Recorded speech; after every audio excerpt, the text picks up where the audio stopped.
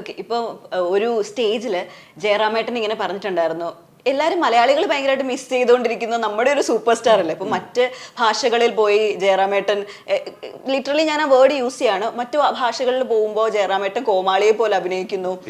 പക്ഷേ ജയറാമേട്ടന്റെ ഒരു തിരിച്ചുവരവായിരിക്കും. അതെ, അങ്ങനെ പറയുന്നുണ്ട്. പക്ഷെ നമ്മുടെ മലയാളത്തിന്റെ സൂപ്പർ സ്റ്റാർ ആണ്, നമ്മുടെ അപ്പുവേട്ടനാണ്, നമ്മുടെ എല്ലാം ആണ്. അപ്പൊ നമ്മൾ അങ്ങനെ കാണുമ്പോൾ ഭയങ്കര വിഷമാണ്. അപ്പൊ ഒരു സ്റ്റേജില് ജയറാമേട്ടൻ പറയുന്നുണ്ട്, ഞാനൊരു വരവ് വരുന്നുണ്ട്, വലിയൊരു സാധനം ഇരിക്കുന്നുണ്ട്. അതല്ലേ ക്യാരക്ടർ പെർഫോമൻസ് നമ്മള് ടോട്ടൽ എന്റെ മെയിൻ കാര്യങ്ങൾ പറയുന്നില്ല, അത്രയും നല്ല പെർഫോമൻസ് ആണ്. ഒരു ചെറിയ എന്തെങ്കിലും ആ ഒരു ക്യാരക്ടറിനെ പറ്റി പുള്ളി നന്നായി അഭിനയിച്ചിട്ടുണ്ട്. അഭിനയിക്കുന്നൊക്കെ ഞങ്ങൾക്ക് നന്നായിട്ട് അറിയാം. ഇത്രയും വർഷം ജയറാമേട്ടൻ ഡബ് ചെയ്യാൻ ഇവിടെ വന്നിരുന്നു. അപ്പൊ അദ്ദേഹം പറഞ്ഞത് ഫൈനൽ ക്ലൈമാക്സ് എടുക്കുന്ന സമയത്ത് ഋഷഭ് സാറിന്റെ ആക്ടിങ് കണ്ടിട്ട് പുള്ളിയെ പോലും മറന്നുപോയിട്ട് വിസിലടിച്ച് ഓടിച്ചെന്ന് കെട്ടിപ്പിടിച്ച് ഒരുപാട് അപ്രീഷിയേറ്റ് ചെയ്തു എന്നൊക്കെയാണ് പറയുന്നത്. അടിപൊളി സംഭവം. ഓക്കെ, ഞാൻ വേറൊരു കാര്യം ചോദിക്കട്ടെ. അശ്വിൻ ചേട്ടനാണ് കുറച്ച് നാളായിട്ട് ഇവിടെ വരുന്ന പാൻ ഇന്ത്യൻ സിനിമകൾ ലീഡ് റോൾസ്, ഞാൻ നേരത്തെ പറഞ്ഞത് ലീഡ് റോൾസ് ചെയ്തിട്ടുണ്ട് കുറച്ച്. എന്നാലും ഇപ്പം ഒരുപാടുണ്ടല്ലോ, അപ്പൊ കുറെ ഉണ്ടല്ലോ. അങ്ങനെയല്ല, മെയിൻ ആയിട്ട് നമ്മള് ശ്രദ്ധിക്കുന്ന പടങ്ങൾ ജവാൻ ഉൾപ്പെടെ അല്ലെങ്കിൽ കങ്കു ആവട്ടെ, അതിന്റെ വിജയവും പരാജയവും മാറ്റി നിർത്തി അതിന് എത്ര എഫേർട്ട് ഇട്ടിട്ടുണ്ടെന്ന് നമ്മള്, അതായത് നമുക്ക് കോവർക്കേഴ്സ് ആകുമ്പോൾ നമുക്കത് മനസ്സിലാവും. അപ്പം അത്ര എഫേർട്ട് ഇട്ട് ലീഡ് റോൾസ് ചെയ്യുന്ന ഈ മനുഷ്യന്റെ അടുത്ത് വന്നത് എങ്ങനെ ഇപ്പുറത്തേക്ക് വന്നു?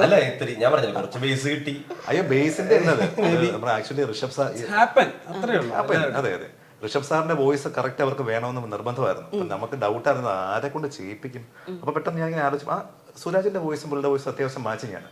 അങ്ങനെയാണ് അളിയന് ലോട്ടറി വീഴുന്നത്. കറക്റ്റ്, അത് പറയുകയും ചെയ്തു. ഈ ഒരു വോയിസില് പുള്ളിനെ സെലക്ട് ചെയ്യുന്ന പറഞ്ഞപ്പോഴാണ് എനിക്ക് കുറച്ചും കൂടി സന്തോഷമായത്. കൊള്ളാം, ഋഷഭ് സാർ സെലക്ട് ചെയ്തു. മൈൽ സ്റ്റോൺ ആണ്, ഒരു തർക്കമില്ല. കാരണം ഞാൻ ഒരുപാട് സിനിമകളിൽ ഡബ് ചെയ്തിട്ടുണ്ട്.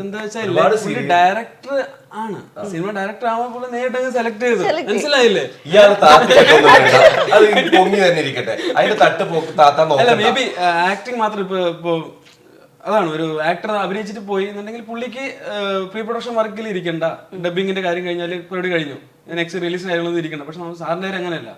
സാർ ഫുൾ ടൈം രാവിലെ എന്ന് വെച്ചാല് നേരെ ഒരു 10 മണിയാകുമ്പോൾ ഫ്രഷ് ആയിട്ട് എഡിറ്റിംഗ് ടേബിളിലേക്ക് വരും, വൈകുന്നേരം ഒരു 10 മണി വരെ അവിടെയാണ്. അപ്പൊ അതിന്റെ ഇടയിൽ എന്ത് വർക്ക് ഉണ്ടെങ്കിലും അങ്ങോട്ട് പോകണം എല്ലാം ചെയ്യും.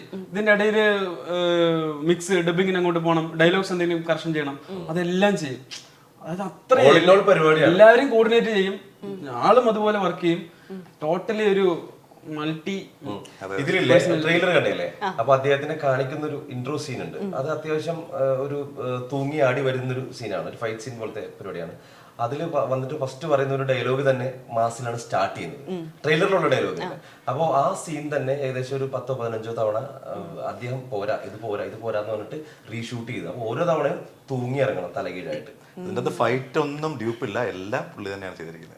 അപ്പൊ ഇത്രയും ഡെഡിക്കേറ്റ് ചെയ്ത പുള്ളി നിന്നിരിക്കുന്നത് കാന്താര ചാപ്റ്റർ 1 വേണ്ടി 5 വർഷമാണ്.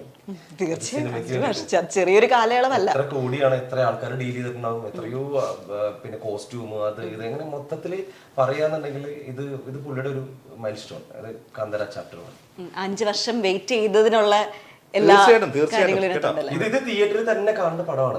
അത്രയും വിഷ്വലാണ്, വിഷ്വൽ ട്രീറ്റ് ഗംഭീരമാണ്. നമുക്ക് ആ ചെറിയ ടിവിയിൽ ഇദ്ദേഹമുള്ള സീനിൽ ഞാൻ കാണുമ്പോൾ പോലും നമുക്ക് ഇങ്ങനെ രോമാഞ്ചം ഉണ്ടാവുക. അപ്പോൾ തിയേറ്ററിലാവുമ്പോൾ അത്രയും വലിയ സ്ക്രീനിൽ കാണുക, നല്ല സൗണ്ട് എഫക്റ്റിൽ കാണുക, നല്ല ശബ്ദ മിശ്രണം വരുന്നൊരു പരിപാടിയും കൂടിയാണ്. ഇതെല്ലാം കൂടി ആയി കഴിയുമ്പോൾ നമുക്ക് വേർത്താണ്. ആ ട്രെയിലറിലെ ഡയലോഗ് പറയാം.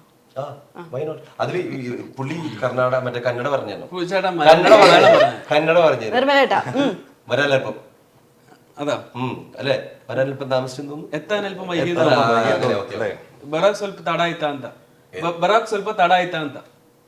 ഇതാണ് ഡയലോഗ്. എത്താനല്പം വൈകിയെന്ന് തോന്നുന്നു അല്ലേ, ഇങ്ങനെയാണ് അതിന്റെ ഒരു പരിപാടി. പിന്നെ മറ്റേ ഇത് ഞങ്ങളെ കാണാൻ നിങ്ങൾ വന്നില്ലേ? ನಿಮ್ಮನ್ನ ನೋಡಕ್ ನಾವು ಬಂದಿರಲ್ವಾ, ನಿಮ್ಮನ್ನ ನೋಡಕ್ಕೆ ನಾವು ಅಲ್ಲ, ನಮ್ಮನ್ನ ನೋಡಕ್ ನೀವ್ ಬಂದಿರಲ್ವಾ, ನಿಮ್ಮನ್ನ ನೋಡಕ್ಕೆ ನಾವು ಬರಬಾರ್ದ? മോഡുലേഷൻ ഇതാണ് വന്നിരിക്കുന്നത്. അപ്പൊ നമ്മൾ പറയുകയാണെന്നുണ്ടെങ്കിൽ ഞങ്ങളെ കാണാൻ നിങ്ങൾ വന്നില്ലേ, അപ്പൊ നിങ്ങളെ കാണാൻ ഞങ്ങൾക്കും വന്നൂടെ. വോയിസ് റെസിംബ്ലൻസ് ഭയങ്കരമായിട്ടുണ്ടല്ലേ ശരിക്കും. നമ്മൾ ഇങ്ങനെ റോ ആയിട്ട് കേൾക്കുമ്പോ തന്നെ ഇത് മിക്സ് ചെയ്ത് കേൾക്കുമ്പോ തന്നെ വർക്കാവുണ്ട്. മലയാളത്തിലൊന്ന് പറ. അപ്പൊ മിക്സ് ചെയ്യാണ്ട് കേൾക്കുന്നതിന് വർക്കാണ്. അപ്പൊ തിയേറ്ററിൽ മറ്റേ വോയിസ് ഇല്ലെങ്കിൽ കുഴപ്പമില്ല, നമുക്ക് പറയാം. ഒരു ഡയലോഗ് താഴെന്ന് പറയാം. ഒരു dialogue ഇല്ലേ? ഇനി മുതൽ വിളവെടുപ്പിന്റെ മൂന്നാമത്തെ പങ്ക് അതിർത്തിയിൽ കൊണ്ട് വെക്കേണ്ടതില്ല. അത് ചേട്ടാ മലയാളത്തിൽ പവറാവട്ടെ. ഓക്കെ. ഇനി മുതൽ വിളവെടുപ്പിന്റെ മൂന്നാമത്തെ പങ്ക് അതിർത്തിയിൽ വെക്കേണ്ടതില്ല. അനൗൺസ്മെന്റ്. ഇല്ല ഇല്ല ഇല്ല അതെന്താ വെച്ചാ പുള്ളി ഒരു പാറയുടെ മുകളിൽ നിന്നിട്ട് എല്ലാ അനുയായികളും ഫാമിലിയോടൊക്കെ പറയുന്ന ഒരു dialogue. അത്രയും വലിയ ആൾക്കാർ ക്രൗഡിനോട് പറയുന്ന ഒരു സാധനം. അതുകൊണ്ട് തന്നെയാണ് വെക്കേണ്ടതില്ല. ഇതൊരു അല്ല, ആക്ച്വലി പടത്തെ പറ്റി നമുക്ക് അധികം പറയാൻ പറ്റാത്തത് കൊണ്ടാണ്. അല്ലെങ്കിൽ ഇതൊന്നും അല്ലടാ, ഇഷ്ടം പോലെ പറഞ്ഞേക്കാം.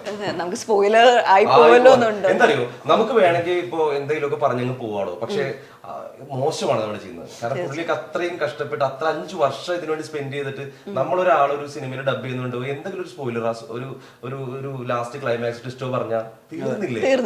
ഒരാളെയല്ല, ഒരു സിനിമയെ തന്നെയല്ല നശിപ്പിക്കുന്നത്. അതുകൊണ്ട് നമ്മൾ മറ്റേ കൃത്യമായിരുന്നു പഠിച്ച് അല്ലെ ഇത് പറയണം, ഇത് പറയരുത്, ഇനി അബദ്ധത്തിൽ എന്തെങ്കിലും പറയുകയാണെങ്കിൽ അത് കന്നഡയിലാക്കി. ഇപ്പൊ അശ്വിൻ ചേട്ടൻ ഇപ്പൊ ഇരുന്ന് പറയുമ്പോ പോലും ഡയലോഗ് എല്ലാം ഇവിടെയും കാണാപ്പാടവാ.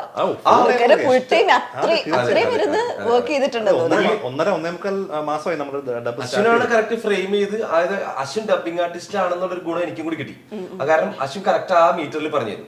അപ്പൊ നമ്മൾ അത് പറഞ്ഞാൽ മാത്രം മതി, അല്ലാതെ എവിടെയാണ് നീട്ട കുറുക്ക് അങ്ങനെ ഒന്നും സാധനം നോക്കണം. കാരണം അതേ നീട്ടലും ഫുൾ സ്റ്റോപ്പും പോസും എല്ലാം കൃത്യമായിട്ട് അശ്വിൻ പറഞ്ഞു തരുമ്പോൾ എനിക്കത് ഫോളോ ചെയ്താൽ മാത്രം മതി എന്നുള്ളൊരു പരിപാടി ഉണ്ടായിരുന്നു.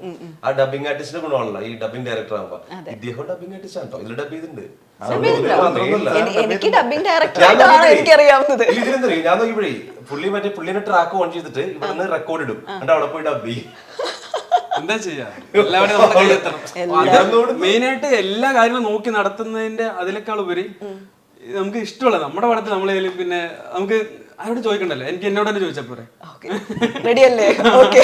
നമ്മള് മറ്റേ ഇതൊക്കെ ഡബ് ചെയ്യുമ്പോഴും അല്ലെങ്കിൽ മാസൊക്കെ പറയുമ്പോൾ ഭയങ്കര എക്സൈറ്റഡ് ആണ് ഞാൻ. അപ്പൊ ഞാൻ അശ്വിൻ ഒന്ന് പ്ലേ ചെയ്യും എന്നൊക്കെ പറഞ്ഞ് പുറത്ത് വരുമ്പോൾ പ്ലേ ചെയ്യുമ്പോൾ പുള്ളിക്ക് ഇതൊക്കെ കുറെ നാളായില്ല കാണുന്നത്. കാരണം ഇതിന്റെ എഴുത്ത് തന്നെ ഋഷഭ് ഷെട്ടി സാറായിട്ട് ഇരുന്നിട്ടാണ് എഴുത്തും പരിപാടി. ഒരു സെൽഫി തരുന്ന ഇല്ലെന്നൊക്കെ പറഞ്ഞു തമാശക്ക്. അപ്പൊ അങ്ങനെ ഞാനും ചേട്ടനെ കളിയാക്കുന്ന പോലെ, ഞാൻ അശ്വനെ കളിയാക്കുന്ന പോലെയുള്ള കളിയാക്കൽ അങ്ങനത്തെ വലിയ സംഭവമാണെന്നല്ല പറയുന്നത്. അത്ര സിമ്പിൾ ആണ്, ദാറ്റ്സ് ഇറ്റ്. അത്ര നമ്മളടുത്ത് ഇടപെടുന്ന രീതി എല്ലാം സിമ്പിൾ ആയതുകൊണ്ട് അത് എനിക്ക് തമാശയായിട്ട് തോന്നുന്നു. അപ്പൊ പിന്നെ അത് കഴിഞ്ഞത് ശരിയാകുമ്പോ നമുക്ക് തോന്നും ഒരു ബ്രദറിനെ പോലെയാണെന്ന് തോന്നും. As A worker, as A brother, as a friend, എല്ലാതും കൊണ്ടും അവിടെ ഉള്ള നമുക്കൊരു ഫാമിലിയാണ്. എനിക്ക് ബേസിക്കലി ഇവിടെ നമുക്കൊരു ഫാമിലി ഉണ്ട് എറണാകുളത്ത്. കേരളത്തിൽ എല്ലാവിടെയും പല സ്ഥലങ്ങളിൽ ഇപ്പോൾ ഡബിങ് ആർട്ടിസ്റ്റിന്റെ ആയാലും സ്റ്റുഡിയോ അങ്ങനെ ഒരു ഫാമിലി പോലെ. ഇപ്പൊ നമ്മുടെ നന്മ സ്റ്റുഡിയോ നമുക്കൊരു ഫാമിലി പോലെയാണ്. അതുപോലെ നമുക്ക് ഹൊമ്പാലെ ഫിലിംസ് കാന്താര ചാപ്റ്റർ 1 അതിലെ എല്ലാവരും ഒരു ഫാമിലി പോലെയാണ്. അപ്പൊ അവരുടെ തരുന്ന സപ്പോർട്ട് കൊണ്ടാണ് റിലേഷൻ. ഇത്രയും വലിയൊരു ഉത്തരവാദിത്വമാണ് നമ്മൾ ഏൽപ്പിച്ചിരിക്കുന്നത്. പിന്നെ ഇത്രയും എക്സ്പെക്ടേഷൻസ് ഉള്ളൊരു പടം റീസെന്റ് ഇറങ്ങിയിട്ടുണ്ടോ എന്ന് ചോദിച്ചാൽ KGF 2 ശേഷം ഇല്ലാന്ന് ഞാൻ പറയുള്ളൂ. അതെ, കമന്റ് സെക്ഷനിലും പ്രത്യേകിച്ച് എല്ലാവരും അത് തന്നെയാണ് പറഞ്ഞുകൊണ്ടിരിക്കുന്നത്. ആ ഒരു ഉത്തരവാദിത്വം നമുക്ക് ഏറ്റവും നല്ല ഔട്ട്പുട്ടേ കൊടുക്കാൻ പറ്റുള്ളൂ.